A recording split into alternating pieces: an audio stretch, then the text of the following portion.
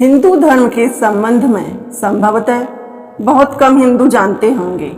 ज़्यादातर हिंदुओं को व्रत, त्योहार, परंपरा आदि की ही जानकारी होती है। ऐसे में हर हिंदू को हिंदू धर्म के संबंध में सामान्य जानकारी पता होना चाहिए ताकि किसी भी प्रकार का कोई भ्रम ना रहे। नंबर 1, हिंदू धर्म का एकमात्र धर्म ग्रंथ वेद है। वेद के 4 भाग हैं, ऋग्वेद, यजुर्वेद, सामवेद और अथर्ववेद। वेद के ही तत्व ज्ञान को उपनिषद कहते हैं, जो लगभग 108 हैं। वेद के अंग को वेदांग कहते हैं, जो 6 हैं, शिक्षा, कल्प, व्याकरण, ज्योतिष, छंद और निरुक्त।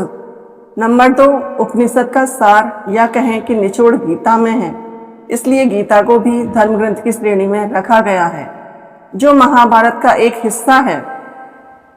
नंबर 3, वेदों के अनुसार ईश्वर एक ही है, उसका नाम ब्रह्म है, उसे ही परमेश्वर, परमात्मा, परमपिता, परब्रह्म आदि कहते हैं। वह निराकार, निर्विकार, अजन्मा, अप्रकट, अव्यक्त, आदि और अनंत है। सभी देवी देवता, पितृ, ऋषि मुनि, भगवान आदि उसी का ध्यान और प्रार्थना करते हैं। नंबर 4, विद्वानों के अनुसार लगभग 90,000 वर्षों से हिंदू धर्म निरंतर है।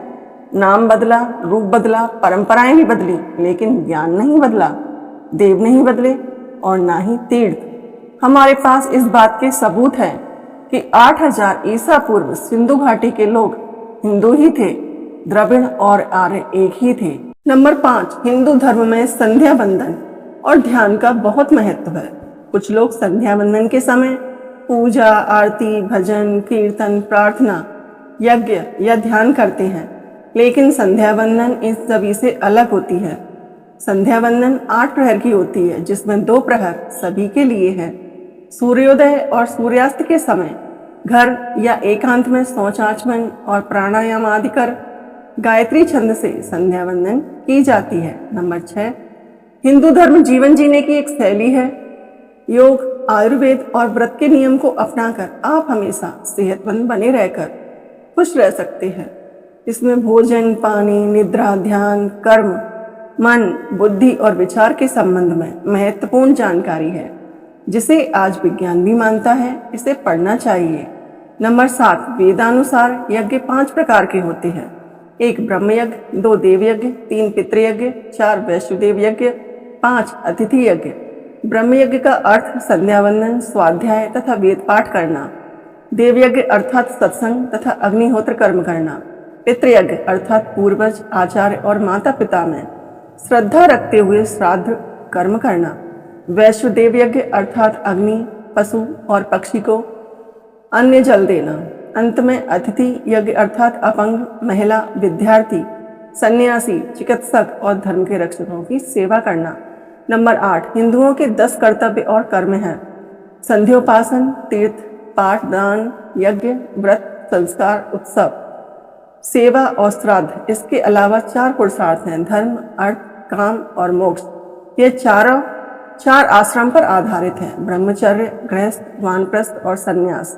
नंबर 9, हिंदू धर्म अनुसार जीवन का लक्ष्य मोक्ष होता है। मोक्ष का अर्थ होता है ज्ञान को उपलब्ध होना, आत्मज्ञान प्राप्त करना या खुद को उस अवस्था में ले आना जहाँ जन्म और मृत्यु से परे रहकर इच्छा अनुसार जन्म लेना और मरना। नंबर 10, हिंदू धर्म मानता है कि सृष्टि की उत्पत्ति हुई है, किसी ने की नहीं है, और यह कार्य कोई 6 दिन में नहीं हुआ है, इसके लिए अरबों वर्ष लगे हैं। यह मानिए कि परमात्मा या आत्मा ही प्रारंभ में थे, उन्हीं से महत, महत से अंधकार, अंधकार से आकाश, आकाश से वायु, वायु से अग्नि, अग्नि से जल और जल से पृथ्वी की उत्पत्ति हुई है। पृथ्वी, जल, वायु, अग्नि, आकाश, मन, बुद्धि और अहंकार, यह प्रकृति के 8 तत्व हैं। नंबर 11, हिंदू धर्म पहले संपूर्ण धरती पर व्याप्त था।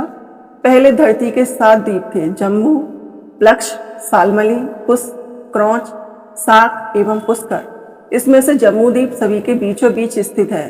राजा प्रियव्रत संपूर्ण धरती के और राजा अग्निंद्र सिर्फ जम्मू द्वीप के राजा थे। जम्मू द्वीप में 9 खंड हैं, इलाव्रत, भद्राक्ष, किंगपुरस, भारत, हरि, केतुमाल, रम्यक, कुरु और हिरण्यमय। इसमें से भारतखंड को भारतवर्ष कहा जाता था। भारतवर्ष के 9 खंड हैं। इसमें इंद्रद्वीप, कसेरू, ताम्रपर्ण, गवस्तिमान, नागद्वीप, सौम्य, गंधर्व और वारुण तथा यह समुद्र से घिरा हुआ द्वीप उनमें 9वां है। भारतवर्ष के इतिहास को ही हिंदू धर्म का इतिहास नहीं समझना चाहिए। नंबर 12, ईसवीं सदी की शुरुआत में जब अखंड भारत से अलग दुनिया के अन्य हिस्सों में लोग पढ़ना, लिखना और सभ्य होना सीख रहे थे, तो दूसरी ओर भारत में विक्रमादित्य, पाणिनि, चाणक्य जैसे विद्वान व्याकरण और अर्थशास्त्र की नई इमारत खड़ी कर रहे थे। इसके बाद आर्यभट्ट, बारहमीर जैसे विद्वान अंतरिक्ष की खाक छान रहे थे।